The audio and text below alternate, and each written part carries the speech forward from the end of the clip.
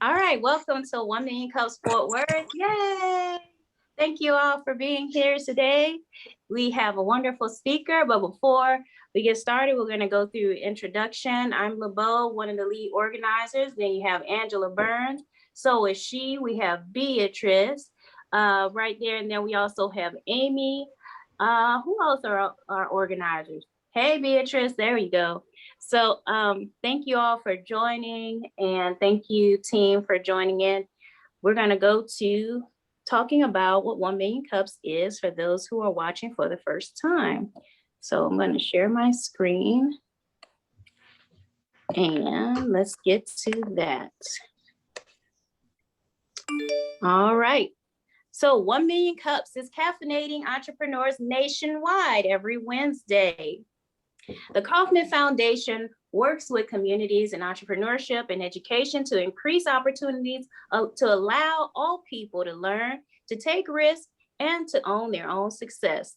The mission of 1 Million Cups is to lower the barrier of access to education, resources, and connection for all types of new and aspiring entrepreneurs throughout the U.S.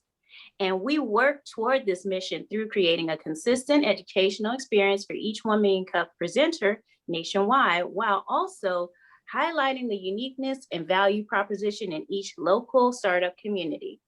Here are some of our locations. Some of these have gone virtual, so definitely check into your local 1 Million Cups if you're not local to Fort Worth.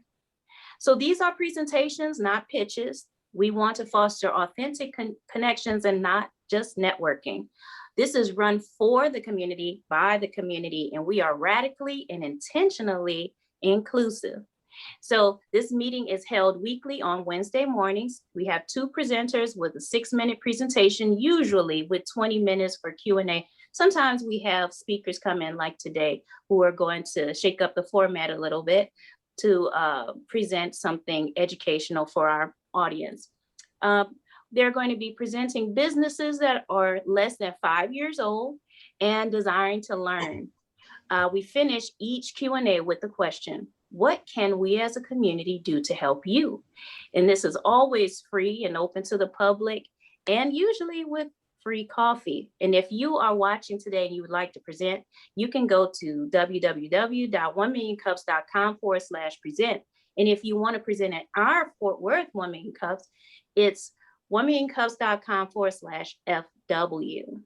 So with that said, we're going to go right back into the meeting and meet our speaker. So today we have one of our regulars, Bill Wong, who is going to speak on his blueprint for entrepreneurship. I'm going to let him introduce it. I know he has like a framework, and it sounds so interesting and it's so needed. And Bill Wong is a former professor at DeVry University in marketing, and he's also an entrepreneur.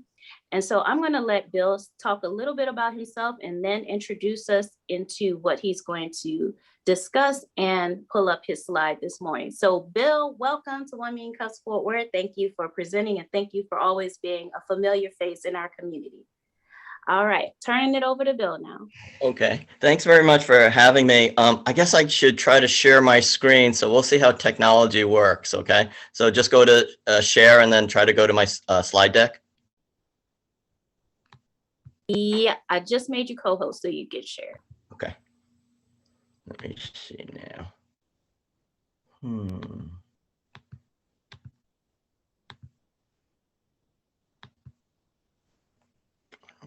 Uh-oh.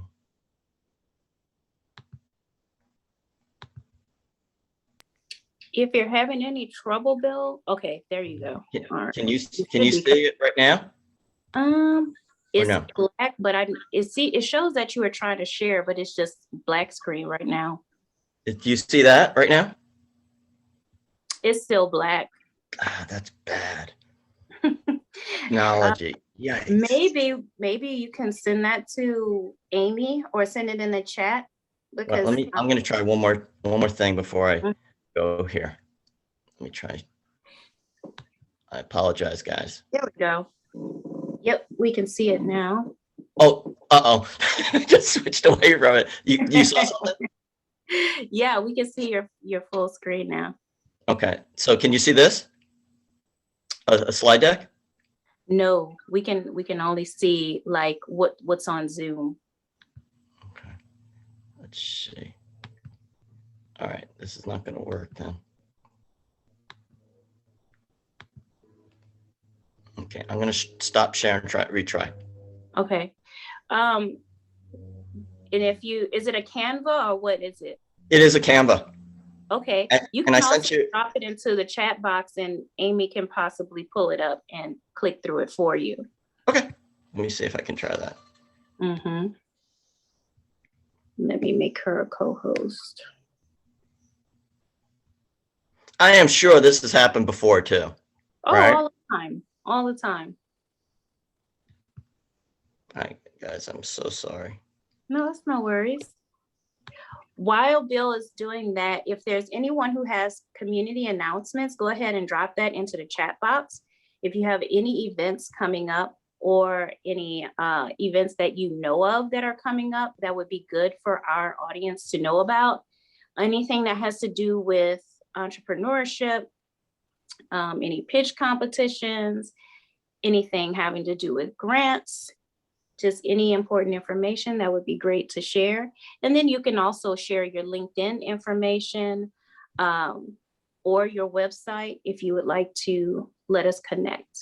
And also, yes, thank you, Amy, for that reminder. We are having marketing gems at 11 this morning on Facebook Live. And today's topic is strategy. Well, we're going to be doing a strategy series. And today we're going to be talking about social media strategy and how to create your own. So right now, Bill, we can see. Are we getting close? Yep. I can see it now. We can see your day. All right, let me see if I can do this.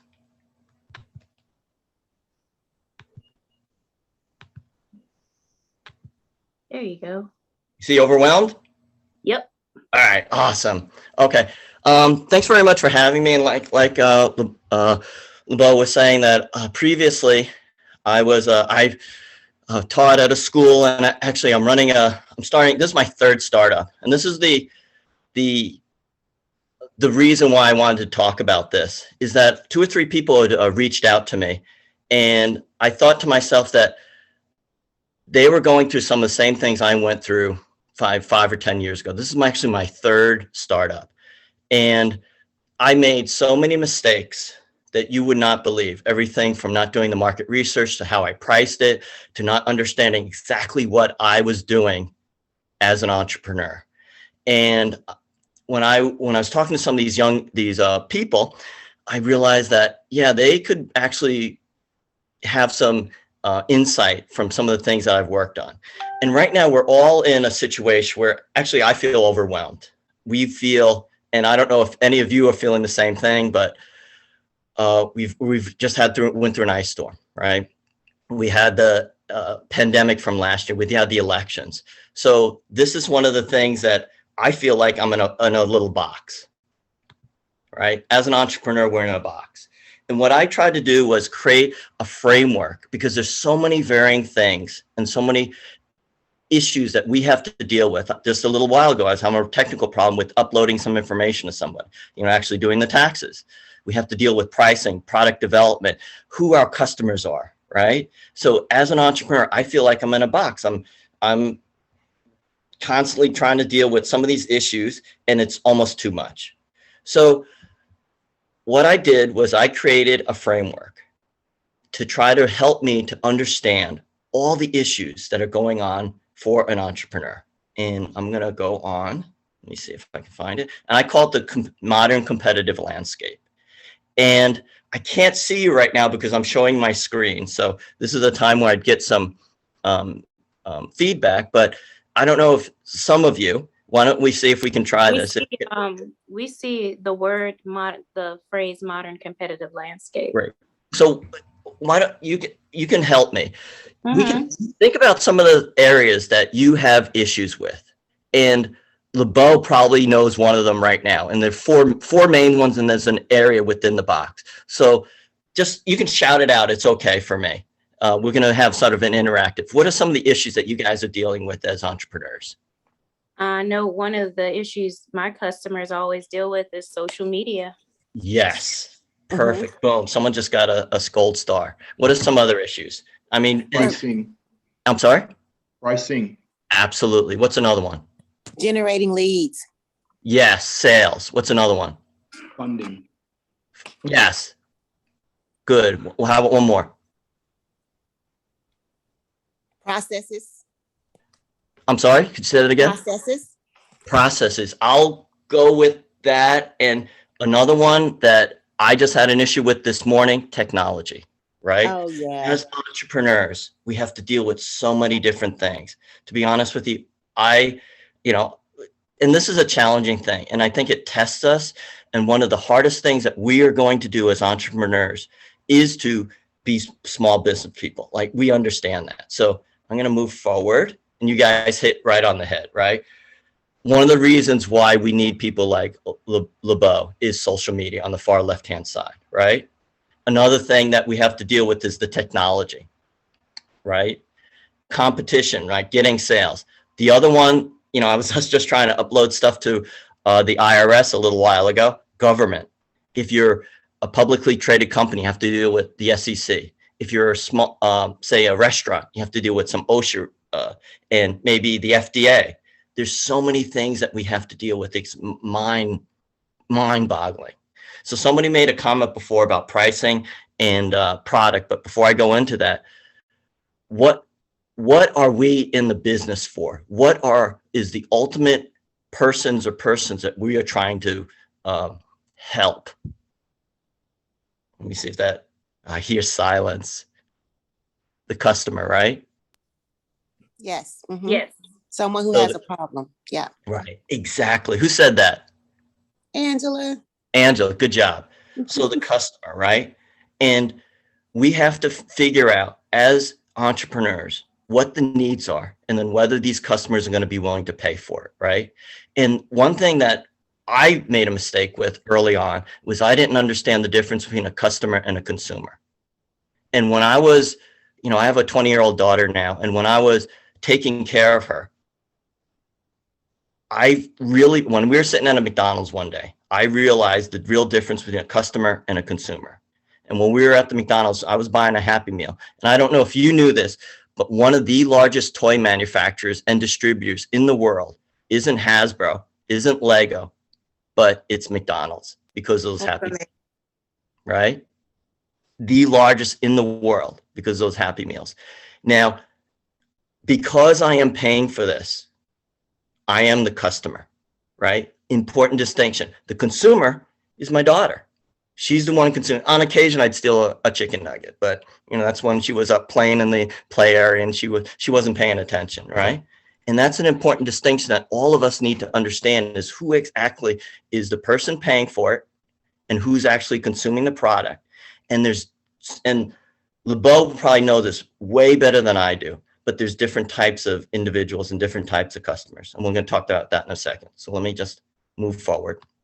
So as I was saying, that years ago when I was taking marketing classes, they didn't even have social media. And this is the reason why people in social media are so important, because it touches so many aspects of our life. Not only dealing with the government.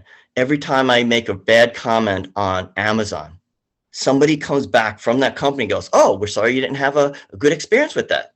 Oh, what's going on?" Your competition might be dissing you, right? Or disrespecting you, or saying negative things about you, right? So social media, I don't know if you can see my screen, social media touches everything from the customer, a competition, the customer, and government, and even technology.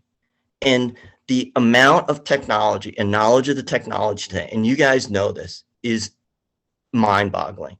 The other day I was taking a class on artificial intelligence and convoluted neural networks, right? That's enough to make me close my laptop and get up and walk away, right? And we have, as entrepreneurs, need to have some understanding of these things. And we also need to understand that there's various things, of all these things that we have to deal with, not only the government, social media, technology, and the competition. We can do four main things, right?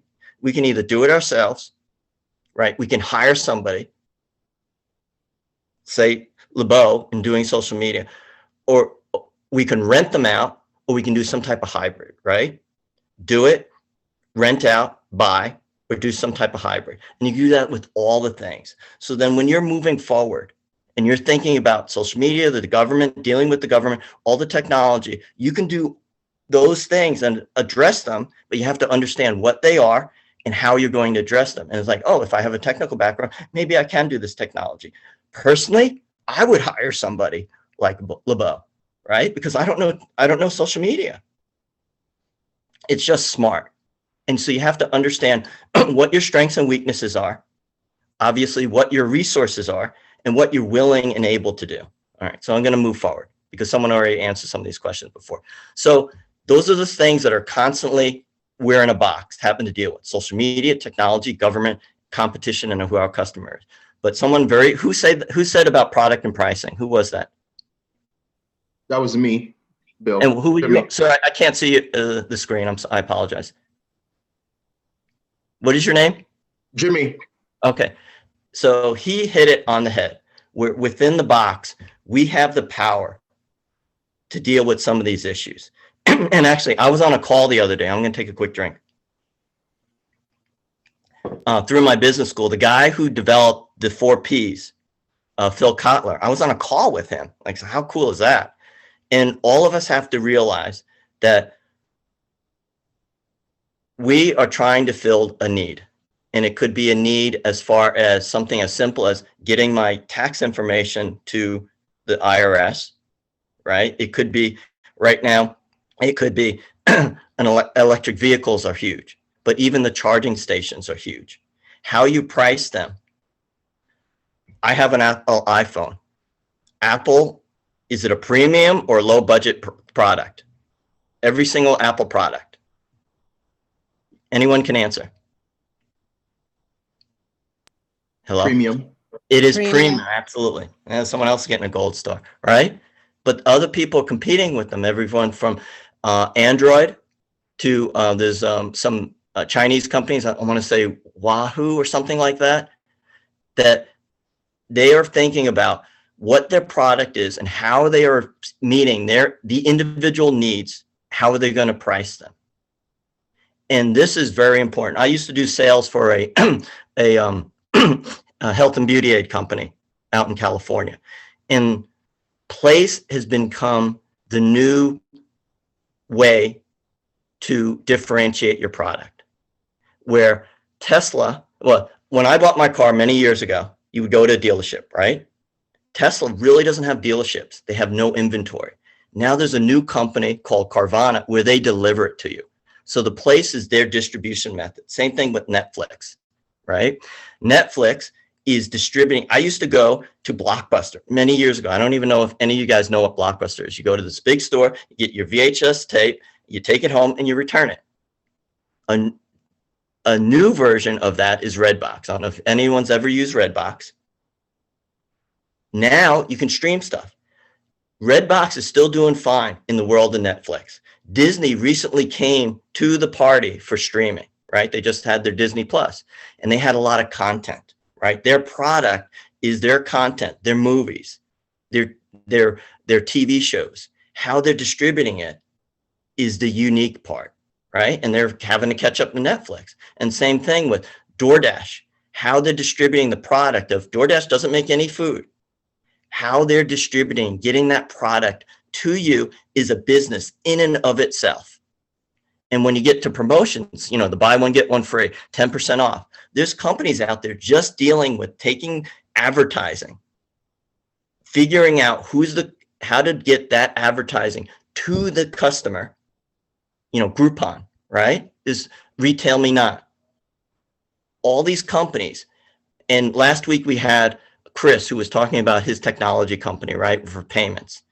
If you think about it, he would be in here somewhere, right? Right where the technology and his product is going to be solving some people's problems. So here's the simplified version, right?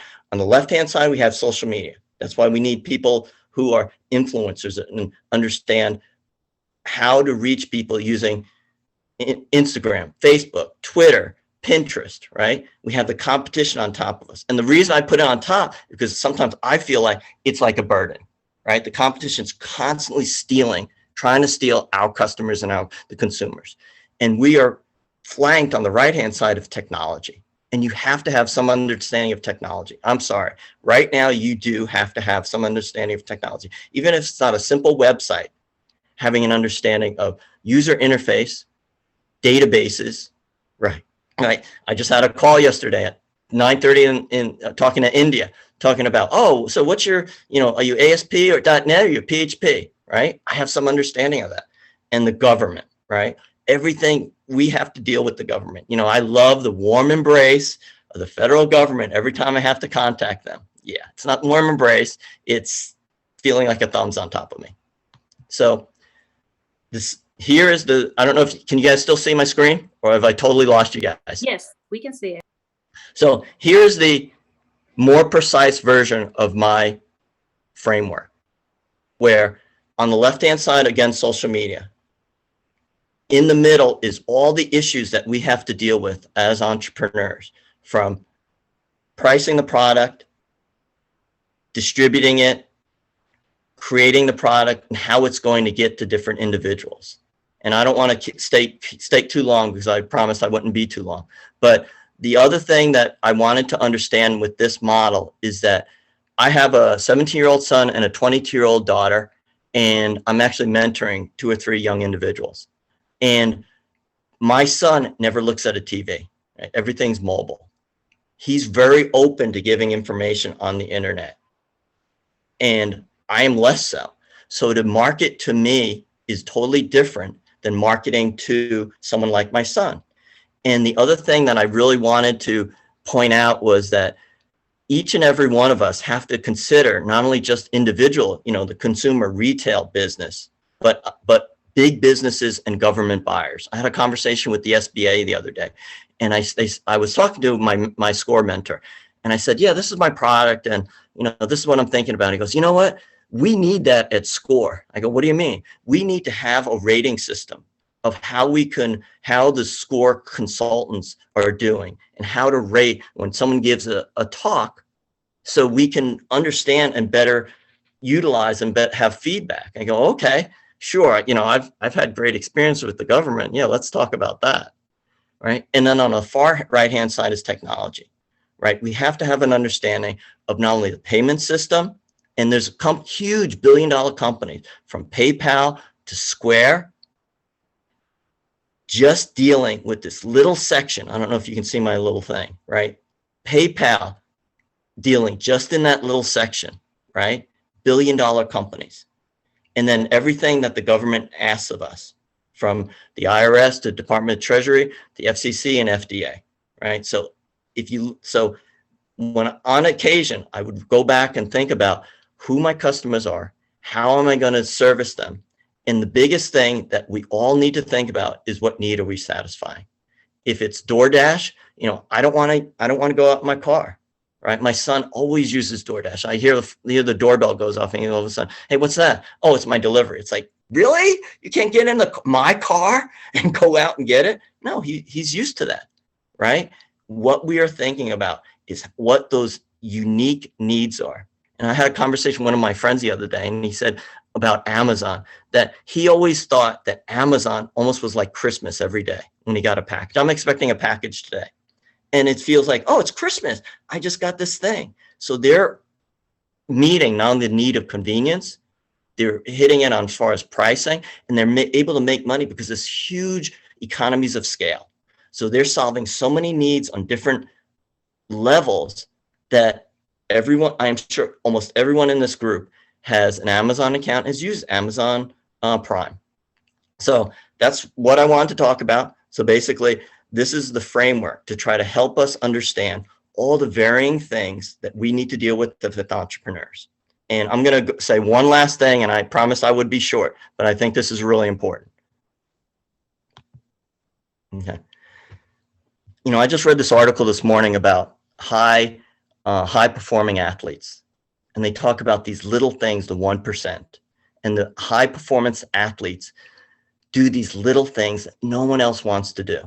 And I'm going to say a quick story, and I apologize, but I think it's really important. So many times we think that the things we're doing do not matter. And I'm going to go into this. I'm mentoring 3 young people of color, a 21-year-old, a 21-year-old, a 22-year-old, and a 27-year-old. And I talk to them once a week, and we just talk about things, everything about their jobs, or one of them, it broke my heart. She made a comment. She's Muslim. Her parents are immigrants. And she said that sometimes she feels invisible. And I don't know if you guys remember in middle school or high school, how that felt, being invisible. People don't even see you. And when I talked to her, she said that I make her feel visible and I listen to her. And I don't feel like I'm doing anything. I feel like, I talk to her once a week, once every other week, and we just talk about, I'm trying to get her, I persuaded her to apply for a White House internship. So she could be working at the White House this time next year, right? And she didn't think it was possible because no one would ever accept me. Everyone else is smarter. My job is to help her consider the possibilities. So I talk to her once a week, maybe twice a week, and she could be working at the White House next year, right? And the things that I talk to her about may seem like it's nothing to me, but to her, it's a lot. So the things that we do as entrepreneurs might not seem like it's a lot, but we're creating jobs, we're creating products, we're helping individuals, we're helping the economy. So the little things that we are doing have huge impact. Even though I didn't think I was doing anything, every single one of my mentees made a comment that their lives are better because I've been helping them. And I felt like I was doing absolutely nothing. So when you go back to your work or think about your jobs or think about what your business is, the things that you are doing will make and are making huge, incredible impact. So that's all I got today, man. So thanks very much. And I'm done. I promised I'd be short. I'm going to stop sharing. Okay. All right. Woo, everybody give Bill a hand. And this is me. So I'm going to try to stop sharing if I can. Are you guys? Leave that up, Bill. Leave that up for a little bit so that so we can connect with you, so the audience can see. But what a great talk. And while I want to start off with a question. Did I take too long? No. But Ariel Boone, she said, great job. I'm going to introduce who Ariel Boone is in a second, because she's an important person I want to come back and have speak as well. But while I'm talking to Bill, you guys give him some questions, because I definitely think he just gave us the tip of the iceberg, really. I'm going to stop pausing. Okay. When you look at, so many great reactions in the chat box. So I couldn't see you guys, so I apologize because I was saying it. But like I said, what we do is so difficult and it's challenging. And, that's where my heart is. So everyone's, you can begin starting to put questions in the chat box. Bill, I want to ask you something. First, I want to say, no, I'm not going to grill you. I don't know why you think I grill anyone. Because I could tell you're smart, and I bet you, I'm good at reading people. I bet you were an A student. You sat toward the front of the room, right? No, you got me. First, I wanted to say the customer versus the consumer. That was such a huge point. How you said the person who pays versus the person who is the user. Wow. It makes you think about so many different ways you have to approach marketing, right? So that's something that I'm going to meditate and I'm going to talk to my team about, because the way that you said it was just so spot on. I never heard it that way. So thank you for that nugget. That was a really good gem right there. I have a question for you though. You are a serial entrepreneur. You know, I was a serial entrepreneur. I know there was so many things that I did wrong. I totally identify with you with that. What was it for you that gave you that big mind shift that took you from the old Bill to the Bill who created that landscape, that competitive landscape today? Um, I'll be honest with you, and in the and you guys can, I can share, or I have that card deck. But one of the one of the takeaways from when I did this process was something I called saboteurs. And there's saboteurs sometimes within a company where employees might be a saboteur. There might be people in social media, you know, who are trolls and sabotaging you. Unfortunately, at least I found I was a saboteur where I didn't understand and I had so many blind spots that I was causing problems. So after, to answer your question, after the second or third I'm going to say it, a failure, that I realized I was a problem, and I needed to take a step back. And one of the biggest, I don't know if you guys are ever going to go for venture capital, but if you do, as a venture capitalist, what they would look for is like, do you have a co-founder?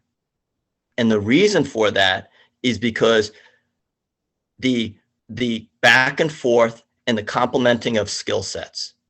And if you're able to get someone to follow you, that means you might be able to get not only people within the company, but also customers, right? And one of the things I didn't realize, because I'm sure everyone's like, I can do it myself, and I'm working harder, and no one has the passion that I have, right? So I needed to realize and come to the realization that I was causing a lot of my own problems. So I was a saboteur. And so to answer your question, I needed to come to that realization that I had so many weaknesses and blind spots. And after that, and I opened up my mind, things were better. And the other thing that helped me was to start to, to be honest with you, 10 years ago, I would never have done this talk. Never done this.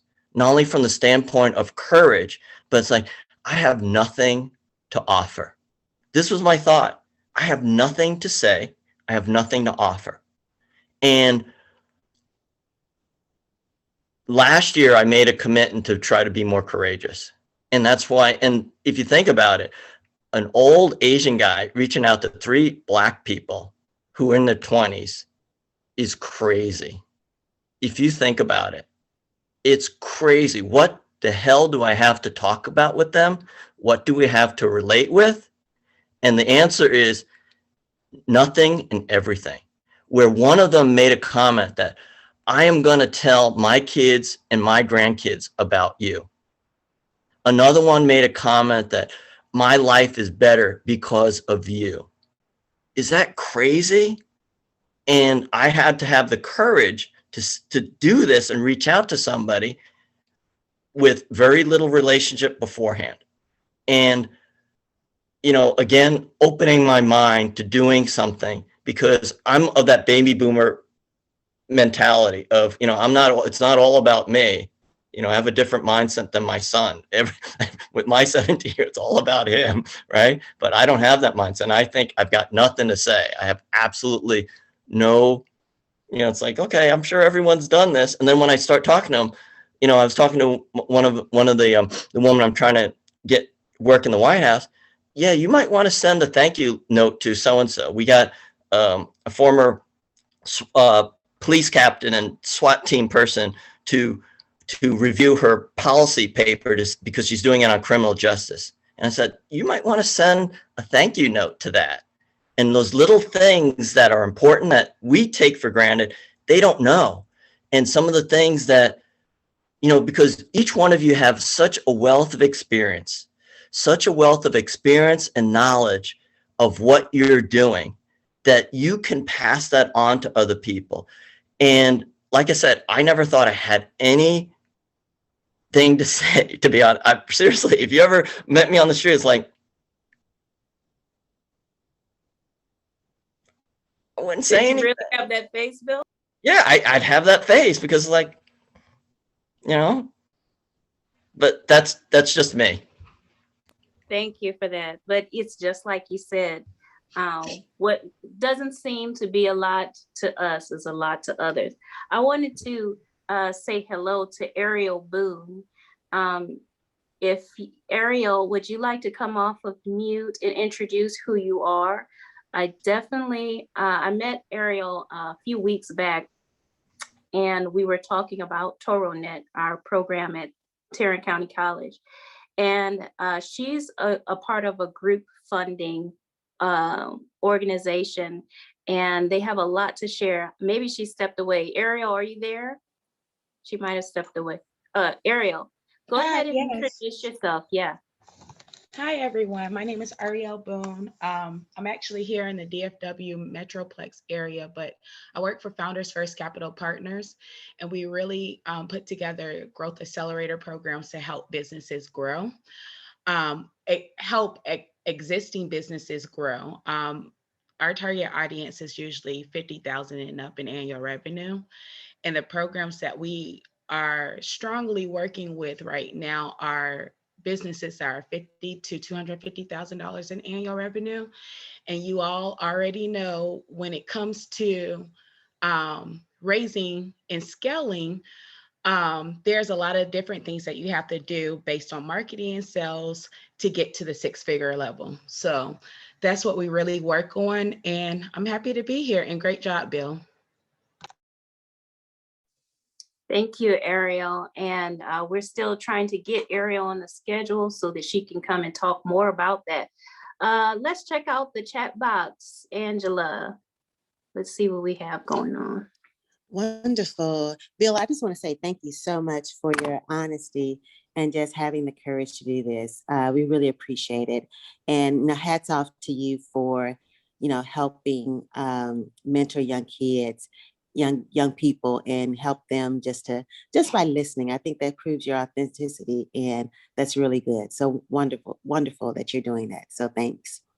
So a couple of questions. So this is from Barbara. Thanks for sharing, Bill. So her question is, why 3 startups? What is your story? I hate to say there's something in my DNA where I'm just not ever happy with things. It's just the way I'm wired, where I would go to an app and I'm like, what? I hate to say I'm constantly annoyed, and I'm constantly looking at how things could be better. So, and sometimes it's not a good thing. Ask my wife, where I really am always looking for how something can improve, and I want to make things easier. I want to decrease friction, and so the problem with the way I look at the world is that I always want things to be better. So when I was younger, I was probably thinking about more money motivated. And as I'm gotten older, I realized that there's more. There's, for example, in the startup where we're doing right now, I really believe that the company is an extension of you, who you are and your core values. There's my New York accent coming out, is how this company is going to move forward. So when I had a conversation with my people, I said, to me, there's people who have food instability and there's a mental health issue. So we're going to focus on those 2 things aside from the business. So when you log into at least my site, you have the capability, if you're not feeling safe, if you're having some mental health issues, and then we're going to try to partner with other people and try to use technology to say, okay, there's people out there who could potentially help them, or we can partner with food banks or other organizations. Why can't we do that? Yeah, we can do that, right? I had this and talking about my mindset, and this shows how crazy I am. I was doing some taxes the other day, and I was trying to find out the cost of the tolls, right, for the taxes. And I realized I had about 100,000 of these I think it's North Texas, tollway, these reward points. And I was thinking to myself, why I'm never using them, right?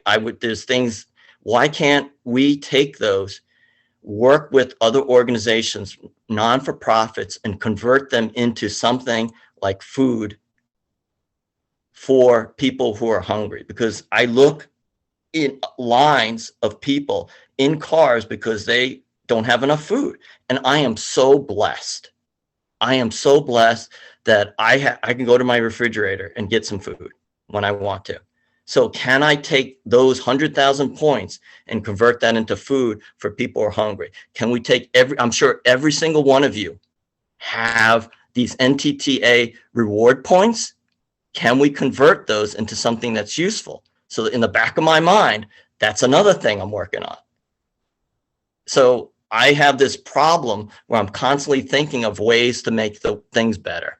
So when I've done previous startups, I've always thought about the need of the individuals and what the problem. And like I said, I really believe entrepreneurship is an extension of you as a person, who you are and what you believe and how you go about doing and interacting with the world is who you are.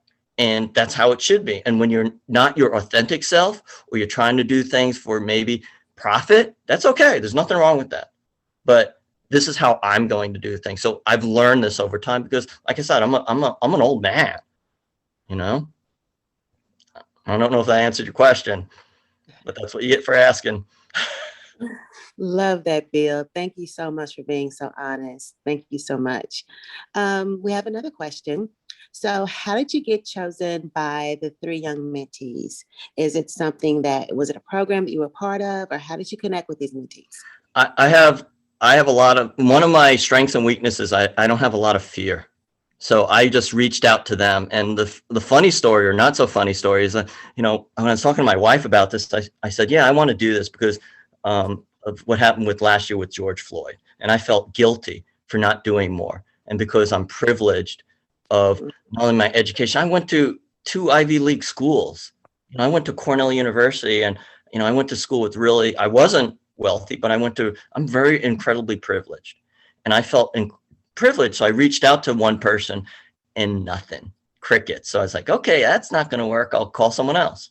Nothing. So I finally reached to one other person I knew and said, yeah, I'd love that, man. Then the other person called back and said, yeah, I'd like that. I was like, oh, okay.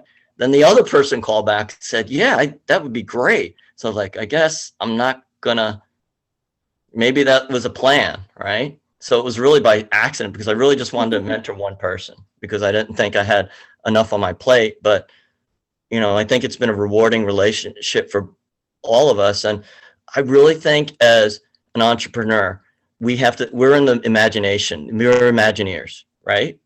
We're about possibility. And what I'm doing for them is I'm helping them understand the possibilities. One of them, oh, this is beautiful. One of them talked to me about, I am thinking about generational wealth for my kids and my grandkids. Oh, that's beautiful. A person of color thinking about how they're going to change their life by getting enough wealth to pass it on to their children and their children's children. That's what I'm talking about. To give them that idea of the possibility. And we're all, whether we like it or not, we are in the imagination possibility business. Yeah. Seriously, all of us. That's what we do. Right. Sorry, that's what you get for you're going to get these answers. So if you're not liking it, just cut me off and mute me. No, we love that, Bill. We love that, Bill. I love the fact that both you and I have done, a lot of mentoring. I've done some mentoring over the years with nonprofits and just, girls in the community with drama programs and things like that. So, it is our responsibility, to give back and also pay it forward in any shape, form, or that we can. Even if it's just one person, it makes a big difference in their lives. They could change the course of their lives. Can I say one thing? When I started this and I made an agreement, I thought about this. I said, all right, we're going to have 3 rules or 4 rules. One rule is you don't do anything that embarrasses me, your family, or yourself. Rule 1. Rule 1. That happens, we're done. Rule 2. You got to take this seriously. Rule 3. This is Vegas. What we talk about is just like, this is Vegas. It's only about us. Number 4, pay forward. You have got to take someone else and take what we've learned or you've learned and pass it forward to somebody else. And it was scary. One of my mentors made a comment. They said, I talked to my friends about you. I was like, dude, man, you've got to get a life. You're talking about like, really? And they pass on what I talk about, not only on investments, on mentality. One of them had a call into their boss's office, and the way they handled it, or they're thinking of handling it, would have been the way I would have handled it when I was 20. Like, go F off and you're done. And I said, I understand that. I would have done that. But I convinced him to go back, apologize, think about what they're going through and what their thoughts are, their perspective, right? And all of us have to think of someone else's perspective. And he went back, he apologized, and he kept his job, right? It's like, to me, that is huge. Where a 20-year-old Black kid listening to a short Asian guy, right? One of them made a comment. This is great. I'm sorry if I'm going on. They said, "Do you ever see Rush Hour?" I go, "Yeah." I thought the same thing. He goes, "Yeah, what Jackie Chan and Chris Tucker?" Yeah, he goes, Chris Tucker, so, yeah. So I'm Jackie Chan, you're Chris Tucker, right? He goes, "Yeah, they couldn't have made that movie without an Asian guy, right?" Right? And Chris Tucker's cool. It's like, yeah, okay, I'll take that. But he says, "Yeah, we can't do this if it wasn't, that a Black and an Asian." And when we go out, we get looked at. I don't know if you guys, we get looked at funny, tall Black guy with a short Asian guy. And I say, you see that? He goes, "Yeah, I see that."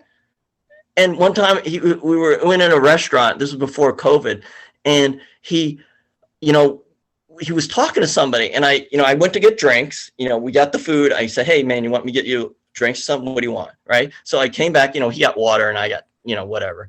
And he's talking to this other guy, a Black guy, and he looks at me like, "Who's this guy?" And he's like, "Hey, he's with me." So it's a breaking down of barrier and something that doesn't look right. But he doesn't have an experience with an Asian person. None. And I felt guilty not having a relationship, a deep understanding with someone of color.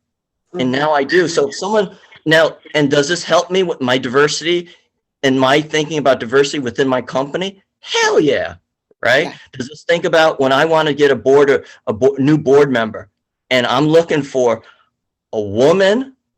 Seriously, I am looking for a woman, and I am looking for a woman of color to be on my board, right? Because I am in my little world. Mm-hmm. I can affect the world. And the fact that there is inequity is wrong. And does anyone care what Bill Wong does? No, I do, right? So that's what I'm thinking about. And do I have an understanding of how, we talk about a lot of the race and some of the inequities, and I didn't get it before. Now I have a better understanding. So when I move forward and I'm thinking about more serious things like a board member and customers and everything else, I am more informed. So but I wasn't going out to become more informed as an entrepreneur. I was doing it because I wanted to make a difference in two or three people's lives, right? But there's, like I said, little differences. I'm a different person than I was a year ago. Mm-hmm. I'm totally different. That's amazing. That's amazing. Wonderful. Yeah. You built that trust and accountability. So that's awesome. Mm-hmm. I was thinking it's a good time. Is there any community announcements? Make sure that you, I know I was saying to type it in the chat box, but if you have any community announcements, can you come off of mute and let us know? Mm-hmm. And I have a question from one of our entrepreneurs after the community announcements. Okay. All right. And if there's not any community announcements, I see another William Wong here that I've never seen before. Hi, William. How are you? Hello. Thank you for coming today. Oh, thanks for hosting. Yeah. First time here. I've been to other 1 Million Cups, so I'm kind of a nomad. But I saw that you guys have gone virtual, so I figured I'd pop in. Awesome. Thank you for stopping by, and we welcome you to apply so we can learn all about that business back there. Is it in Cameo? Yep, you got it right. There we All go. right, cool. And then I see Jen is paying another visit from Milestonia. Hi, Jen. Hi, I saw that Bill was speaking, so I thought I would pop in. Oh, so Jen is showing support. Thank you, Jen. Good to see you, Jen. Thank Mhm. you. Thank you. Bill, always one with the ideas. Love it. World needs people like you. Mm-hmm. Angela, what question were you talking about in the chat box?